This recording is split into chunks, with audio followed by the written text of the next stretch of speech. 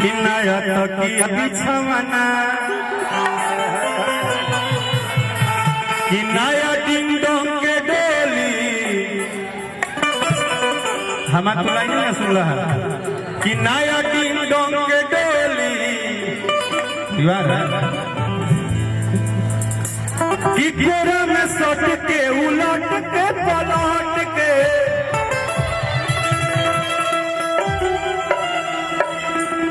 एक सेकंड धन्यवाद आप लोग ये से हम करते नहीं जे भी एक गाना के आज हिट करता सुपर हिट करता डुपर हिट करता वो पूरा भोजपुरी श्रोता समाज के हम आज मंच के द्वारा पैर छू के प्रणाम करते नहीं। आज आपने एक बात तो साबित कर दिया कि जो लोग बोलते थे कि भोजपुरी में खाली हैया हुए चलेगा,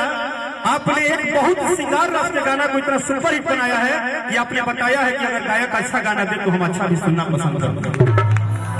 और इसके लिए आप सबको धन्यवाद दिल से। ये भाव है, ये कोनो गलत चीज नहीं, श्रृंगार है, ये श्रृंगार के बात है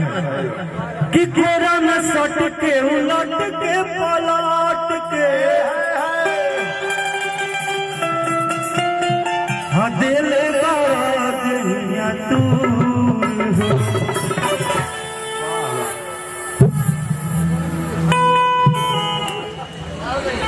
हम अपन दहिया पूरा टाइम गावत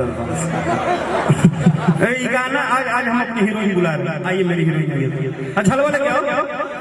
अरे मजा ये जो डांस कर रहा है कोई नहीं करेगा। देखिए यार तो क्वालिटी जानो यह तो छोटे बाबा हम लोग काहे प्यार करते हैं, यही तो है गमछी दे दिया बढ़िया। हाँ वो गमछी दे देता भाव देखिए। अरे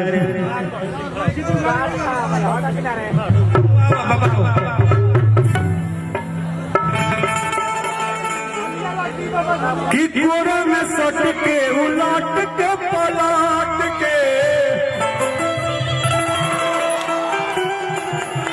दिले बड़ा दहिया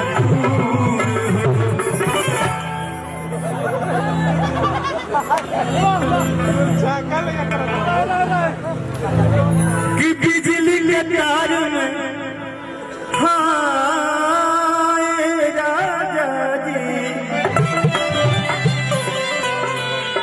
बिजली के तार में भतार छुड़ैलो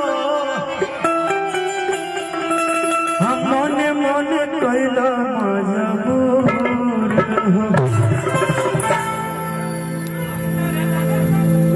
कि ऐसे जाने सकती कि मोरा होती